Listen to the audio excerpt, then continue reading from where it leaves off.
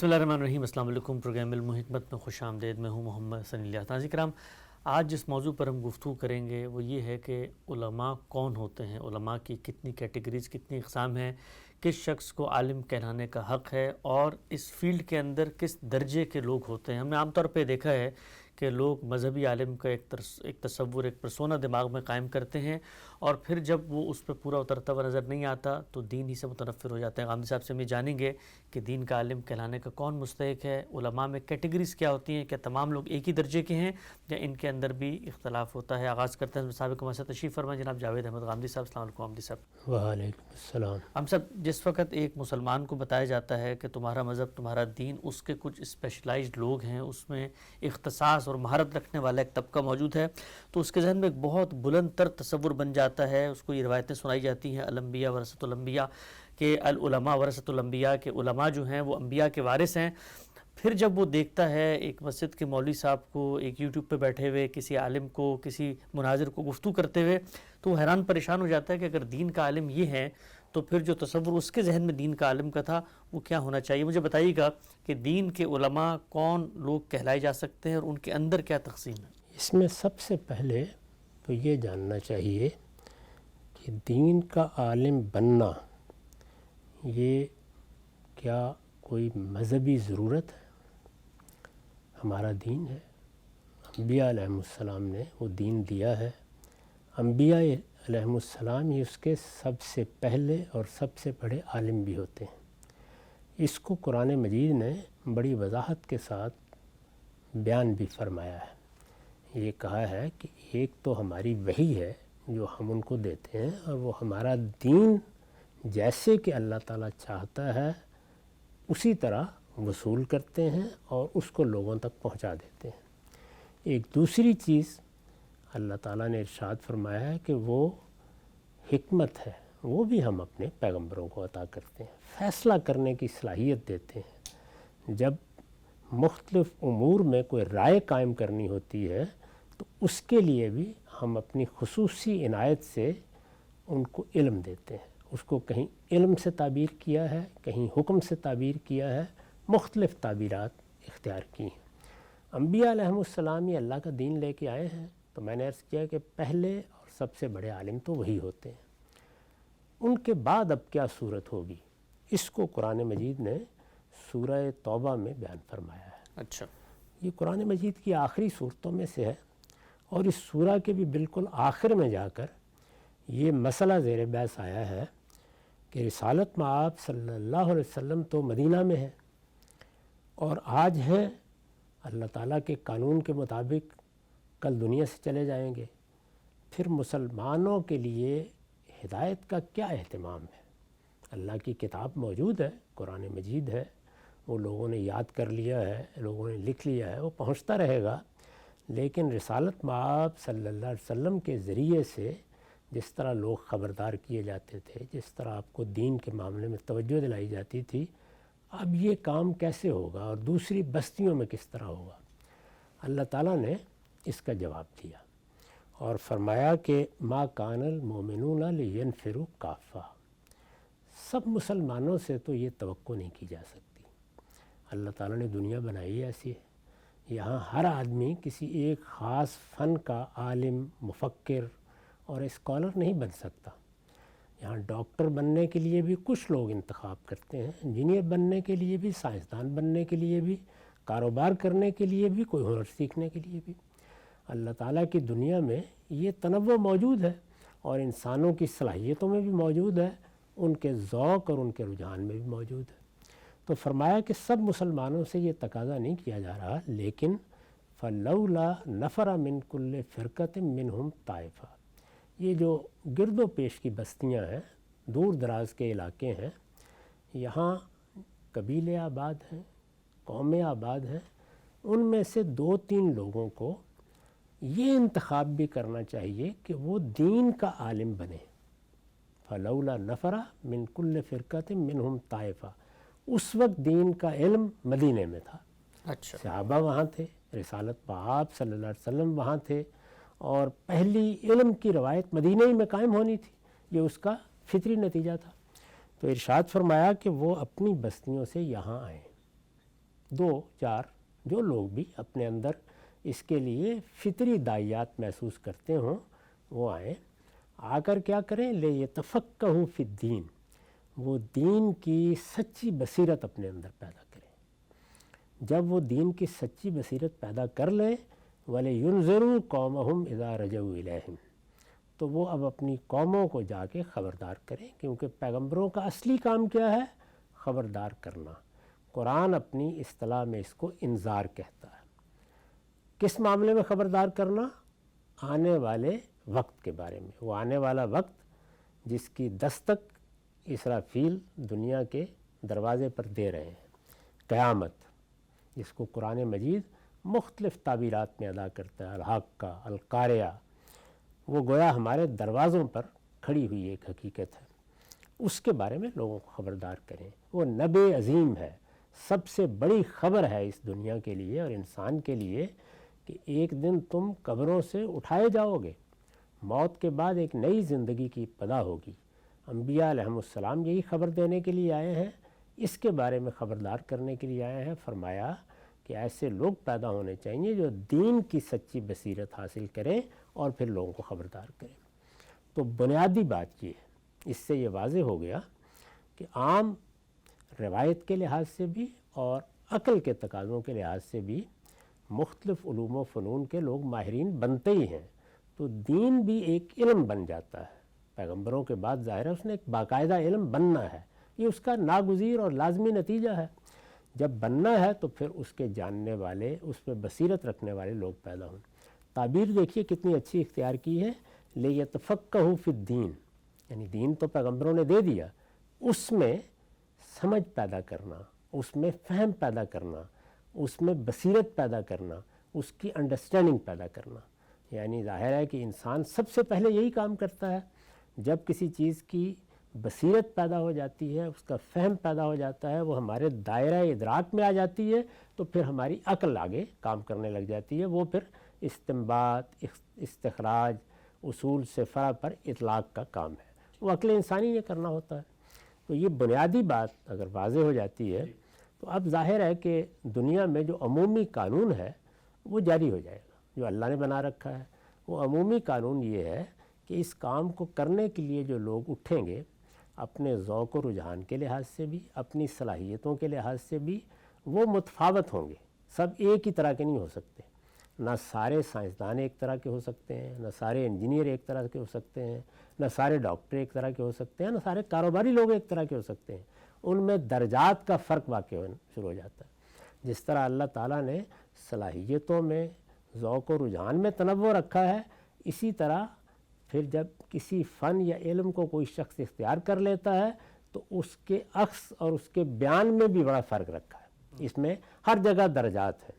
اللہ تعالیٰ نے قرآن مجید میں اس کو بطور اصول بیان کیا ہے کہ ہم نے جب دنیا کو بنایا ہے تو لوگوں کے درمیان بہت درجات رکھتی ہیں، ان درجات کا ظہور ہونا شروع ہو جاتا ہے۔ وہ ہر شعبے میں ہوتا ہے، یعنی یہ کوئی دین کے ساتھ خاص بات نہیں ہے، ہر شعبے میں ہوتا ہے، اور ہر شعبے میں ماہرین عمرانیات یا ماہرین سماجیات پھر دیکھتے ہیں کہ کس کس درجے کا ظہور ہوتا ہے، یعنی جو کیٹیگریز ہیں پھر وہ وجود میں آنی شروع ہو جاتی ہیں۔ دین کے علم کے معاملے میں بھی یہ جاننا چاہیے اور بہت گہرائی میں اتر کے جاننا چاہیے، کیونکہ اس کو نہ جاننے کے نتیجے میں بہت سی خرابیاں بھی پیدا ہوتی ہیں۔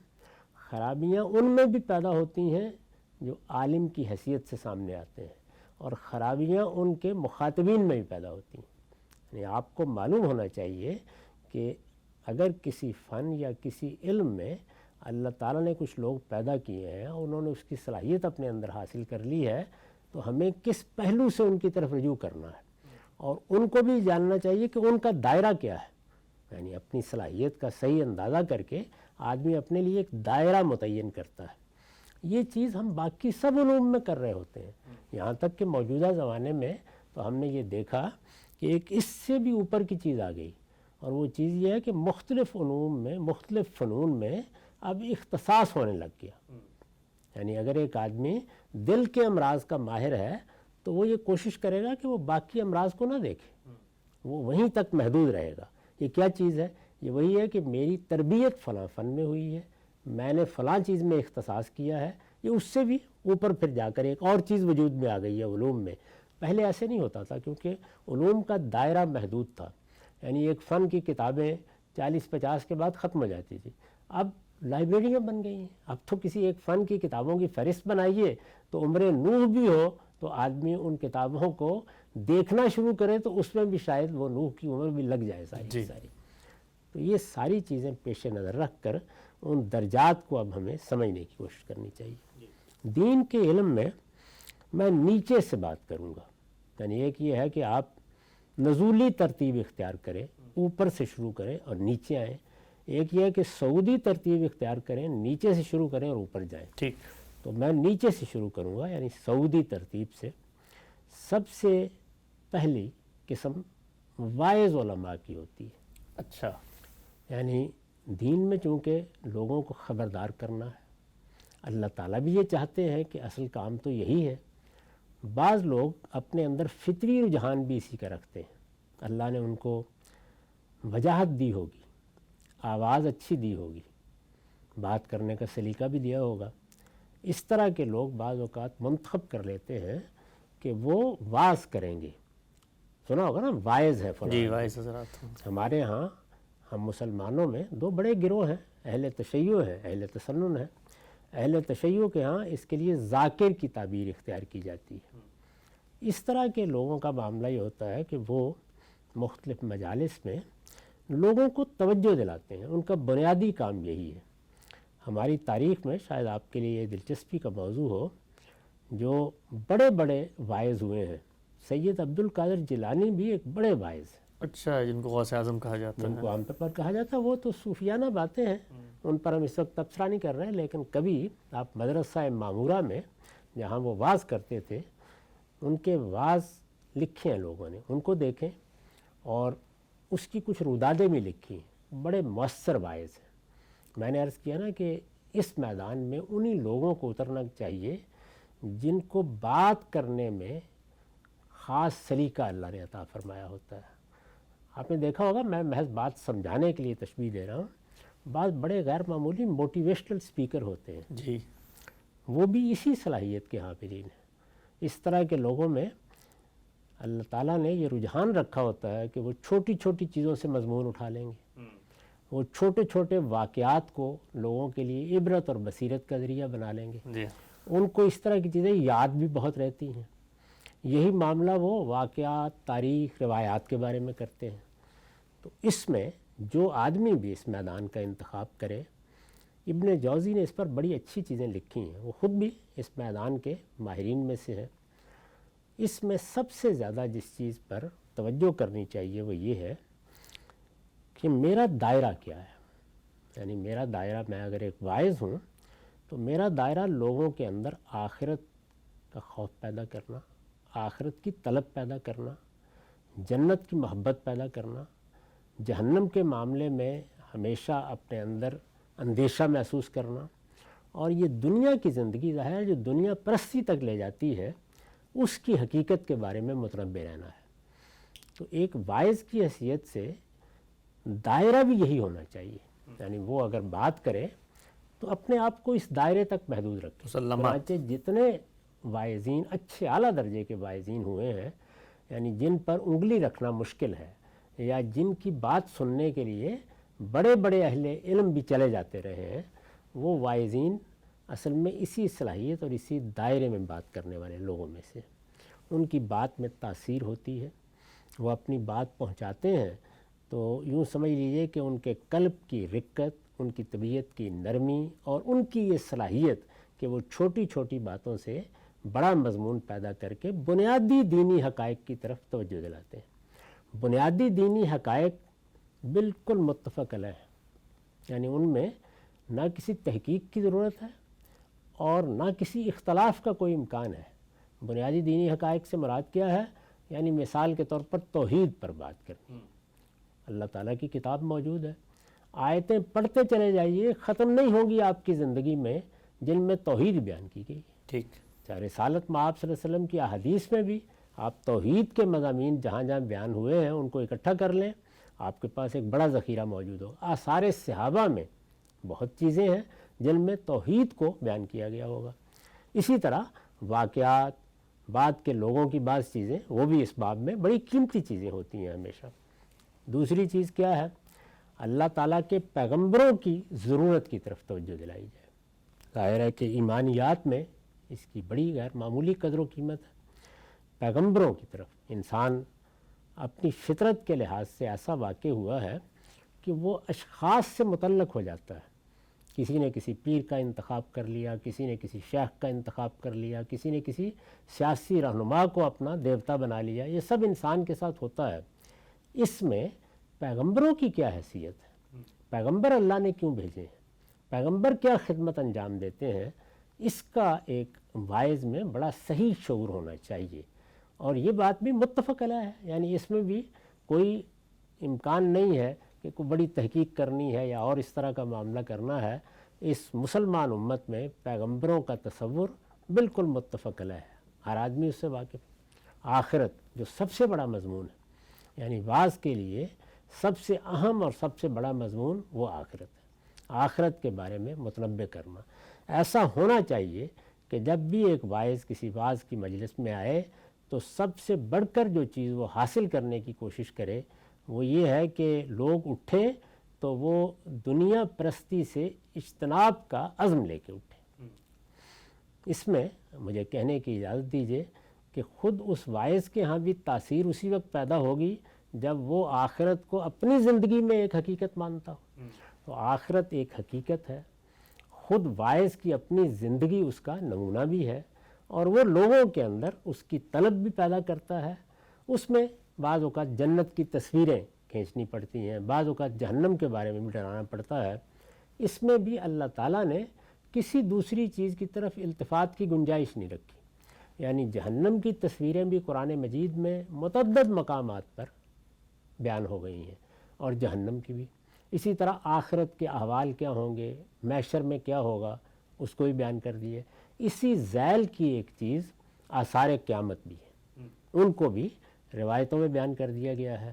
رسالت مآب صلی اللہ علیہ وسلم نے انہیں بیان فرمایا ہے، ان کی تفصیلات بھی بڑی حد تک آپ کو مل جاتی ہے۔ وہ آثار صحابہ میں بعض چیزیں آ گئی ہیں۔ تو یہ موضوعات بنیادی موضوعات ہیں۔ ان بنیادی موضوعات کے بعد آپ کو سب سے بڑھ کر ایک واعظ کی حیثیت سے جن چیزوں کی طرف توجہ دلانی چاہیے وہ اخلاقی تطہیر ہے۔ یعنی دین میں جو ایک بہت بڑا شعبہ ہے، بلکہ سب سے زیادہ کمزوری بھی اسی میں آتی ہے، وہ یہ کہ ہمارے اخلاق کیا ہیں۔ اخلاق کس چیز کا نام ہے؟ خلق کے ساتھ ہمارا معاملہ کیسا ہے، خالق کے ساتھ ہمارا معاملہ کیسا ہے، معاملہ کیسے کرتے ہیں۔ ہم جھوٹ بولتے ہیں، بدبیانتی کرتے ہیں، لوگوں کو دھوکے دیتے ہیں، فریب دیتے ہیں۔ ہم کاروباری زندگی میں اور مذہبی زندگی میں فرق کر کے بیٹھے ہوئے ہیں۔ زندگی ایک وحدت ہے، اس میں ہر جگہ پر اخلاقی اصول اور بنیادی اقدار وہ حکومت کریں گی۔ تو یہ میرے نزدیک سب سے بڑا موضوع ہے جس کو اچھے واعظین جب اپنے سامنے رکھتے ہیں تو وہ بعض اوقات لوگوں کی تربیت میں بڑا غیر معمولی کردار ادا کرتے ہیں۔ ہمارے ہاں خانقاہوں میں بعض لوگوں کے اندر یہ بڑی صلاحیت ہوتی تھی کہ جب لوگ وہاں جاتے تھے تو وہ انہی چیزوں کو موضوع بناتے تھے، صبح و شام انہی کی جانب توجہ دلائی جاتی تھی۔ یہ ایک واعظ کا دائرہ ہے، یعنی اگر وہ اسلام کا واعظ ہے اور اسلام میں تربیت پا کر اختیار کرتا ہے تو علماء میں پہلا درجہ اگر سعودی ترتیب سے دیکھیں تو یہی ہے، یعنی ایک آدمی بہت اچھا واعظ بن گیا۔ اس میں یہ بھی ہوتا ہے کہ واعظ کا تعلق عام آدمی سے ہے، یعنی وہ تو گاؤں میں بھی جائے گا، ان کی زبان بولے گا، وہ گلیوں بازاروں میں بھی ہو سکتا ہے لوگوں سے ملے، ان کی زبان بولے گا، تو اس کا لوگوں کے ساتھ ربط ہونا چاہیے، یہ اس کی ضرورت ہے، کیونکہ اور ہر طبقے کے ساتھ۔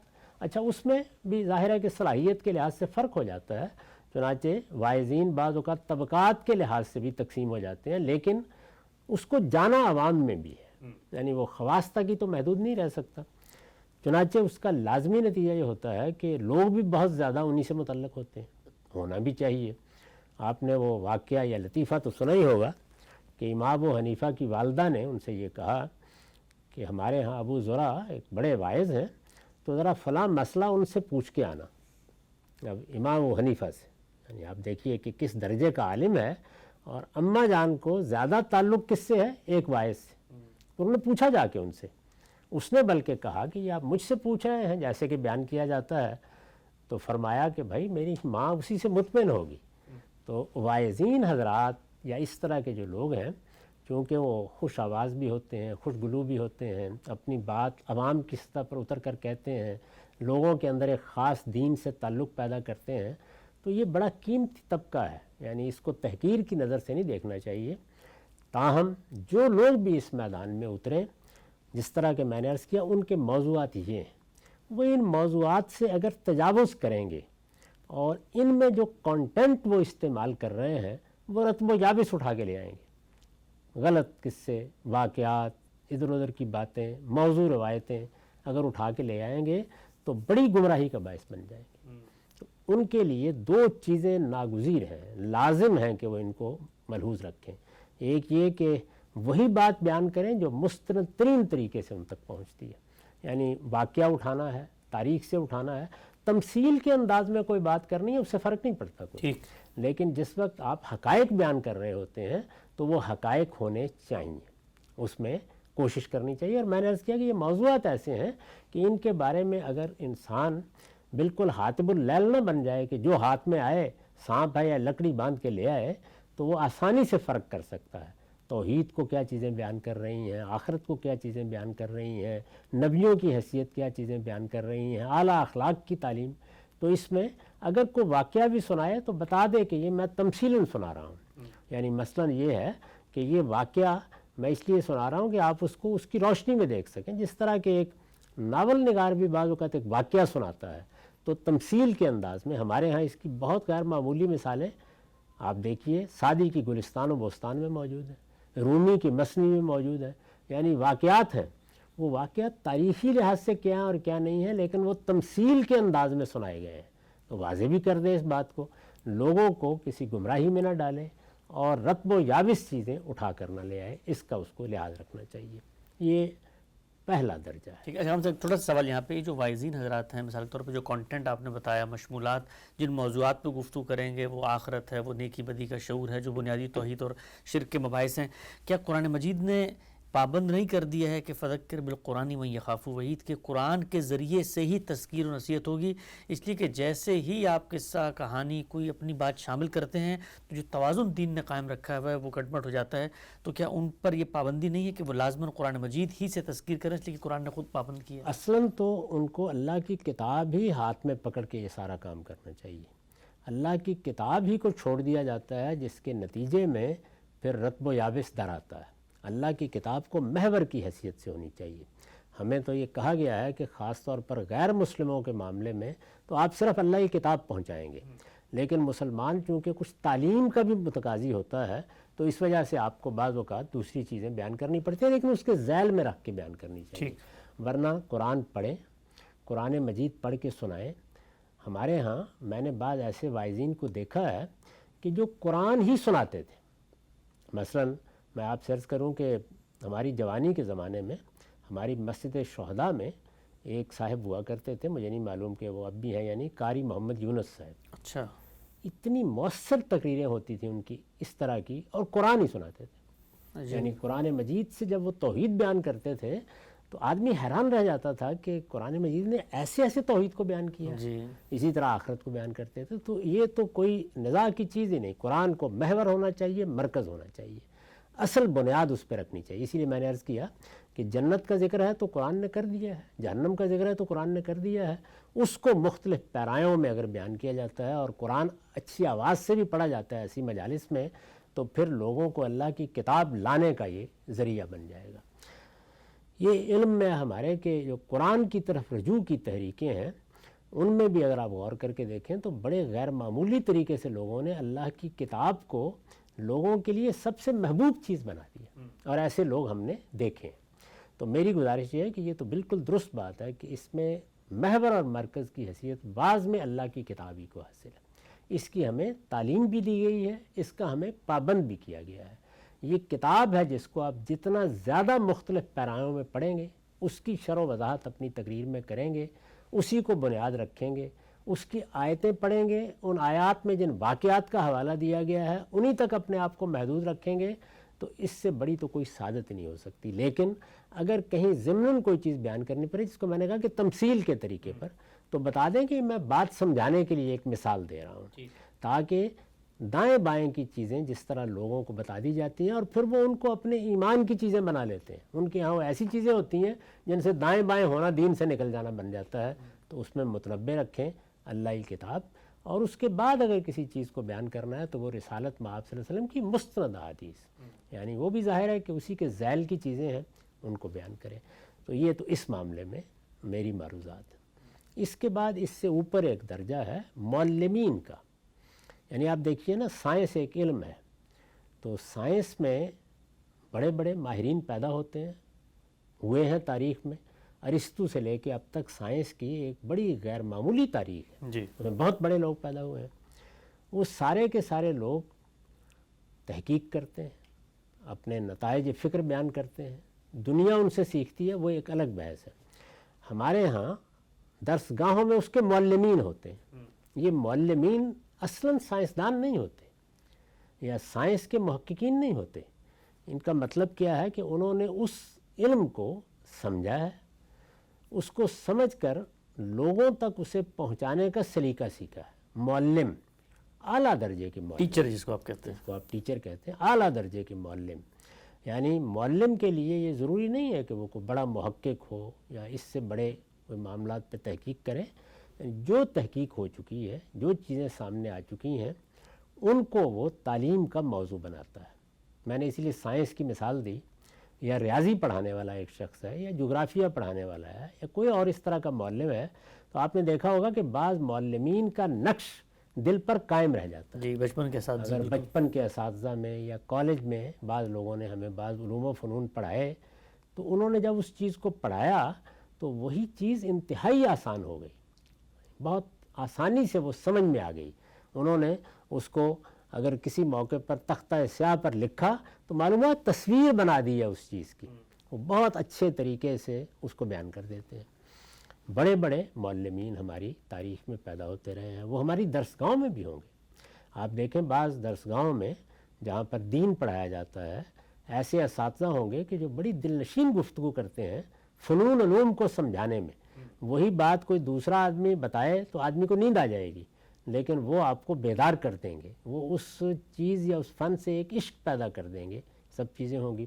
ہمارے قریبی دور میں ڈاکٹر اسرار احمد صاحب اس کا بہت ہی غیر معمولی نمونہ تھے. یعنی ایک بڑے معلم تھے. وہ کوئی چیز بھی جب وہ اپنے سامنے متعین کر لیتے تھے کہ اب مجھے اس کو امپارٹ کرنا ہے، اس کو سمجھانا ہے، اسے لوگوں تک پہنچانا ہے، تو وہ لوگوں تک پہنچائے. ان معلمین کے بارے میں بھی میں ہمیشہ یہ توجہ دلاتا ہوں کہ ان کو اپنا ایک دائرہ طے کر لینا چاہیے. جو علم بھی انہوں نے منتخب کر لیا ہے، ظاہر ہے وہ کسی مدرسہ فکر کے معلمین ہو سکتے ہیں، وہ تمام مدارس فکر کے معلمین ہو سکتے ہیں. ایک معلم کی حیثیت سے انہوں نے بتانا ہے لوگوں کو کیا. اس میں سب سے زیادہ اچھا طریقہ یہ ہے، جیسے کہ جس طرح میں نے ایک بڑے معلم کا نام لیا، وہ اس کی کوشش کرتے تھے کہ یہ 5-7 گویا مکاتب فکر ہیں جن سے میں نے چیزیں اخذ کی ہیں. وہ اپنے ماخذ بھی بتا دیتے ہیں، جس طرح کہ ایک اچھا استاد بتاتا ہے کہ یہ مولانا محمود الحسن ہے، یہ ابوالعلا مودودی ہیں، یہ مثال کے طور پر امام فراہی ہیں، یہ علامہ اقبال ہے. یعنی آپ دین کا علم کن لوگوں کے ذریعے سے حاصل کر رہے ہیں، اس کو وہ سامنے رکھ کر بہت مؤثر طریقے سے بیان کرنے کی صلاحیت رکھتے ہوتے ہیں. اس طرح کے جتنے لوگ ہیں وہ ہر حال میں اس چیز کا خیال رکھیں کہ مختلف اہل علم اور مختلف محققین نے جو تعبیر آپ کے سامنے کر دی ہے چیزوں کی، اس میں سے انتخاب کر لیں. میں نے عرض کیا کہ اس کی نوعیت یہ بھی ہوتی ہے کہ ایک مدرسہ فکر کے ہیں لوگ. اب ایک مدرسہ فکر کو ایک آدمی درست سمجھتا ہے تو اس کے دائرے میں رہ کے بے شک بات کرے، اور ایک آدمی کہتا ہے نہیں 4, 5, 7 مدارس ہیں جن سے میں استفادہ کر رہا ہوں، یہ اور بھی اچھی بات ہے. ہمارے ہاں میں کئی مرتبہ توجہ دلا چکا ہوں کہ دین کو سمجھنے کے جو مدارس فکر ہیں، اس میں مثال کے طور پر سلفی تعبیر کے بڑے بڑے علماء موجود ہیں، فقہی تعبیر کے بڑے اکابر موجود ہیں، اسی طرح سے صوفیانہ تعبیر ہے. تو جس چیز کو بھی آدمی نے اپنے سامنے رکھا ہے، اپنے ماخذ کا حوالہ دے، یہ بتائے کہ میں نے یہ چیز فلاں جگہ سے اخذ کی ہے، اور اس کے بعد تعلیم کا طریقہ اختیار کریں۔ تعلیم کا طریقہ یہ ہوتا ہے کہ آپ چیزوں کو بانٹ لیتے ہیں، اس کو قابل فہم بنا دیتے ہیں، اس کو جس طرح کہ ایک آدمی گراف بنا کے بالکل ریاضی کی طرح آپ کے ذہن میں اتار دیتا ہے، اتارنے کا سلیقہ آپ کو آتا ہوتا ہے، انہیں یہیں تک محدود رہنا چاہیے۔ فتوے دینے کا کام، فقہی معاملات کو سلجھانے کا کام، اس سے انہیں اپنے آپ کو الگ رکھنا چاہیے، اور وائز بھی نہیں بننا چاہیے، اور وائز بھی نہیں بننا چاہیے۔ یعنی وہ معلم کے درجے میں رہے، معلم ایک اعلیٰ درجے کا معلم، وہ بڑی غیر معمولی خدمت انجام دیتا ہے سوسائٹی کی، اور اچھے معلمین تیار بھی کرنے چاہیے۔ یعنی ہمارے ہاں دینی مدارس میں بھی اس کا اہتمام کرنا چاہیے کہ لوگ جب آئیں ان کے پاس تو وہ دیکھیں کہ کس میں واعظ کی صلاحیت ہے، کس میں تعلیم دینے کی صلاحیت ہے، کون آدمی طالب علموں کا معلم بن سکتا ہے، یعنی مدرسے میں بھی تو آخر آپ کو معلم چاہیے ہوتے ہیں نا، اور کون عوام کا معلم بن سکتا ہے۔ تو طالب علموں کے معلمین آپ کو مدارس میں ملتے ہیں، مدارس میں، یونیورسٹیوں میں، وہ ایک خاص فن طالب علموں کو پڑھانے کی صلاحیت رکھتے ہوتے ہیں، اور آپ ان کی صلاحیت کو سمجھتے بھی ہیں، جانتے بھی ہیں، اور وہ متاثر بھی کرتے ہیں۔ لیکن ان کو اگر آپ اٹھا کے لائیں، مثلا نحو کا، مثال کے طور پر صرف کا، بلاغت کا، مثال کے طور پر حدیث کا، ایک بڑا استاد ہوگا، اچھا معلم ہوگا، اعلیٰ درجے کا معلم، اس کو عوام میں لا کے بٹھا دیں تو بالکل ناکام ہو جائے گا وہاں پہ۔ تو میں یہاں یہ عرض کر رہا ہوں کہ جو لوگوں کی تربیت کرنے کا کام کرتے ہیں، یہ بھی ایک معلمین کی بڑی صنف ہے، اور اس کو پیدا کرنا چاہیے ہر حال میں۔ اس کے بعد جو اوپر کا درجہ ہے وہ محقق علماء کا ہے، یعنی محققین، اور وہ میں نے عرض کیا کوئی دین کے ساتھ خاص نہیں ہے۔ معلمین جس طرح سائنس میں بھی ہوں گے، جس طرح طب میں بھی ہوں گے، ہر شعبے میں اعلیٰ درجے کے معلمین ہیں، وہ اپنے ماخذ کو متعین رکھیں، اس کے حدود میں رہ کر تعلیم دیں لوگوں کو۔ یعنی مثال کے طور پر یہ کہ یہ فلاں بڑے محقق کا موقف ہے، میں آپ کو سمجھاتا ہوں، یہ آئنسٹائن کا نظریہ اضافت ہے، میں آپ کو یہ سمجھاتا ہوں، یہ نیوٹن کے قوانین ہیں، میں آپ کو یہ سمجھاتا ہوں۔ تو یہ دیکھیے یہاں ماخذ بھی بتا دیا، اور سمجھانے کا کام ایک معلم کرتا ہے۔ اگر معلم اپنے آپ کو اس دائرے میں محدود رکھے تو وہ بہت بڑی خدمت انجام دیتا ہے۔ بدقسمتی یہ ہوتی ہے کہ بعض اوقات لوگ اسی منصب پر بیٹھتے ہیں یا یہیں سے کام شروع کرتے ہیں اور حدود سے تجاوز کر دیتے ہیں۔ تو ایک معلم کا کام یہ نہیں ہے، اسے اپنے حدود کو سمجھنا چاہیے۔ تو میں نے عرض کیا کہ اس کے بعد محقق علماء ہے۔ محققین کا مطلب یہ ہے کہ آپ کے سامنے یہ سارا علم موجود ہے، اس کی ایک پوری تاریخ ہے۔ وہ کسی بھی فن اور علم کی ایک بڑی تاریخ ہوتی ہے، صدیوں اس پر گزر چکی ہوتی ہیں، اس میں ہزاروں لوگ پیدا ہو چکے ہوتے ہیں۔ تو وہ مسائل کو سامنے رکھ کر اس کے بارے میں مطالعہ کرتے ہیں، بہت وسیع المطالعہ ہوتے ہیں اس طرح کے لوگ، اور تحقیق کر کے کوئی بات کرتے ہیں۔ تحقیق کے پھر اپنے اپنے میتھڈالوجی یا اپنے طریقے اور اپنے منہاج ہیں۔ اس طرح کے لوگ ضروری نہیں ہے کہ عامت الناس کی طرف رجوع کریں یا اپنی تحقیقات بیان ہی کریں۔ بعض موقعوں پر وہ بیان کر دیتے ہیں، اور بعض موقعوں کے اوپر تحریر میں لے آتے ہیں، یا اپنے طالب علموں تک محدود رہتے ہیں۔ ان کی پھر مختلف سطحیں ہوتی ہیں۔ ہر آدمی اندازہ کر لیتا ہے کہ میری تحقیقات عوام کے لیے ہے، میری تحقیقات طالب علموں تک محدود رہنی چاہیے، اہل علم تک محدود رہنی چاہیے۔ اس میں پھر وہ اپنے لیے میڈیم بھی یا ذریعہ بھی متعین کر لیتا ہے، مجھے لکھنا ہے، مجھے بولنا ہے۔ اس طرح کے لوگوں سے استفادہ کرنا چاہیے لوگوں کو، لیکن انہی لوگوں کو استفادہ کرنا چاہیے جن کو تحقیق سے دلچسپی ہوتی ہے۔ وہاں لوگ آپ کے جذبات، احساسات کا خیال نہیں رکھیں گے۔ معلم اور واعظ تو محدود رہ سکتا ہے، وہ آپ کی رعایت کر سکتا ہے، وہ بہت سے موضوعات کو چھوڑ دے گا، بلکہ اسے چھوڑ دینا چاہیے، ان پر گفتگو نہیں کرنی چاہیے۔ محقق نہیں چھوڑے گا۔ اچھا، اس سے آپ نے کوئی نازک مسئلہ پوچھ لیا، وہ کتابیں کھول کے بیٹھ جائے گا، اور ہو سکتا ہے کہ کسی چیز کو بالکل ادھیڑ کر رکھے، ہندی کی چندی ہو جائے۔ لیکن تحقیق کا معاملہ بالکل الگ ہے۔ تحقیق میں تو آپ جیسے ہی تحقیق کے میدان میں داخل ہوتے ہیں تو دروازے کے اوپر جذبات الگ کر دیتے ہیں۔ ایک محقق ان کو ساتھ لے کے نہیں چل سکتا۔ اس میں یہ نہیں ہو سکتا کہ اگر تحقیق کا نتیجہ فلاں نکل آیا تو کیا کریں گے، فلاں نکل آیا تو کیوں کریں گے۔ وہ تاریخ میں تحقیق کر رہے ہیں، وہ نحو میں تحقیق کر رہے ہیں، وہ صرف میں تحقیق کر رہے ہیں، اس میں ان کے سامنے ایک ہی مقصد ہوتا ہے کہ صحیح بات کو جاننے کا عمل جاری رہنا چاہیے، یہی چیز ہوتی ہے ان کے۔ تو اس طرح کے لوگ جن علوم و فنون کو اپنا اختصاص بناتے ہیں، ان میں بعض اوقات بڑے بڑے حقائق لوگوں کے سامنے رکھ دیتے ہیں۔ اس میں بہت ادب کے ساتھ یہ عرض کروں گا کہ کوشش کرنی چاہیے کہ اپنا میدان اختصاص متعین کریں۔ علوم بہت وسیع ہو چکے ہیں، ان کے ضمن میں جو چیزیں وجود میں آئی ہیں وہ بھی اصل میں اب گنی نہیں جاتی ہیں۔ آدمی ہر چیز کا محقق نہیں ہو سکتا۔ ایک فن یا ایک موضوع کو بھی اگر آپ لے لیں تو بعض اوقات ایک زندگی اس کے لیے ناکافی ہوتی ہے۔ یہ ممکن ہے کہ آپ پوری زندگی لگائیں اور چند معاملات پر اس میں بھی کچھ تحقیق کر سکیں۔ تو تحقیق تقاضا کرتی ہے کہ بعض اوقات ایک موضوع کو لے کر بھی آپ بیٹھ گئے ہیں تو اسی میں 10-20 سال گزر گئے ہیں۔ تو اس وجہ سے اس میں زیادہ اچھا یہ ہے کہ اختصاص کا طریقہ اختیار کیا جائے، اور اختصاص کا طریقہ بھی اس شان کے ساتھ اختیار کیا جائے کہ بس آدمی نے بتا دیا کہ جی میں اس معاملے میں یہ فلاں علم یا فلاں فن سے تعلق رکھتا ہوں، اس میں کوئی بات پوچھنی ہے تو پوچھ لیں۔ ہمارے ایک بڑے شیخ الحدیث تھے، انہوں نے ایک مرتبہ واقعہ سنایا، مجھے بھی کچھ ان سے استفادے کا موقع ملا ہے۔ ان کا بڑا نام بھی تھا، وہ جا رہے تھے کہیں ٹرین میں بیٹھے ہوئے، کسی نے کوئی فقہ کا سوال پوچھا، انہوں نے کہا کہ میں نہیں جانتا۔ کسی نے کوئی تاریخ کا سوال پوچھا تو ان کا میرے علم میں نہیں ہے، آپ فلاں صاحب سے پوچھ لیجئے۔ تو ان کی شہرت تھی بہت، مخاطبین نے یہ کہا جی آپ تو بڑے عالم ہیں، تو یہ آپ کو کچھ بھی نہیں معلوم؟ انہوں نے کہا بھائی میں حدیث کا عالم۔ اچھا، آپ اس کے بارے میں اگر مجھ سے کوئی بات پوچھنا چاہتے ہیں ٹھیک۔ تو ایک محقق ایسا ہی کرتا ہے اور ایسا ہی اس کو کرنا چاہیے۔ 1 2 4 یعنی چند چیزوں کو متعین کر لے کہ یہ میرے اختصاص کا موضوع ہے، ایک سے زیادہ بھی ہو سکتی ہیں، لیکن یہ میدان ہی ایسا ہے کہ اس میں آپ ہر چیز میں یکساں سطح پر نہیں جا سکتے، اور جن چیزوں میں آپ کی تحقیق نہیں ہے اس میں یہ بتا دینا چاہیے کہ یہ میرے مطالعے میں آئی ہیں، میں ان کو جانتا ہوں۔ ظاہر ہے مطالعہ تو آدمی بے شمار چیزوں کا کرتا ہے زندگی بھر میں، لیکن میں اس کا محقق نہیں ہوں۔ اس کے بارے میں آپ اس فن کے کسی آدمی سے بات کر لیں۔ محققین کے درجے کے علماء جیسے ہمارے ہاں علامہ شبلی نعمانی ہیں، جیسے مولانا سید سلیمان ندوی ہیں، بڑے محققین ہیں اور ان کا مزاج بھی وہی ہے۔ اسی طرح علامہ انور شاہ کشمیری ہیں۔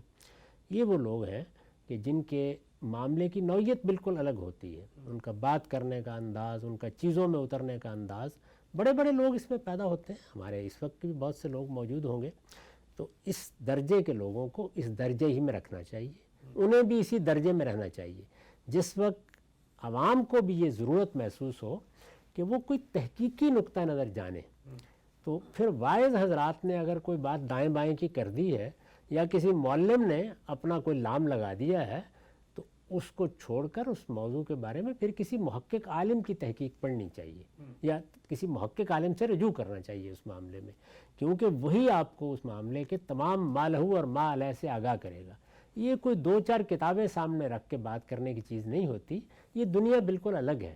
اس میں کسی ایک فن میں بھی آپ چلے جائیں تو اس کے منازل اور اس کے مراحل اور اس کے مقامات وہ گنے نہیں جاتے۔ ایسے ہی سمجھ لینا کہ ہم سبھی سفر کرتے ہیں، جاتے ہیں، دنیا بھر میں چلے جاتے ہیں، لیکن جب ایک سیاح جاتا ہے، حقیقی سیاح، تو وہ کیسی کیسی چیزیں اٹھا کے لے آتا ہے، اسی شہر کے کیسے مقامات آپ کے سامنے رکھ دیتا ہے۔ تو ایک محقق کی بھی ایک پوری دنیا ہوتی ہے۔ یہ ممکن ہے کہ وہ تاریخ میں اترے تو آپ نے جو واقعہ سنا ہوا ہے، خلفائے راشدین کی تاریخ بیان کر رہا ہے، وہ مثال کے طور پر مشاجرات صحابہ پر گفتگو کر رہا ہے، وہ مثال کے طور پر واقعہ کربلا بیان کر رہا ہے۔ تو محقق آپ کے جذبات، احساسات، کیا مانا ہوا ہے کیا نہیں مانا ہوا ہے، اس کی پرواہ نہیں کرے گا، اس کو پرواہ کرنی بھی نہیں چاہیے۔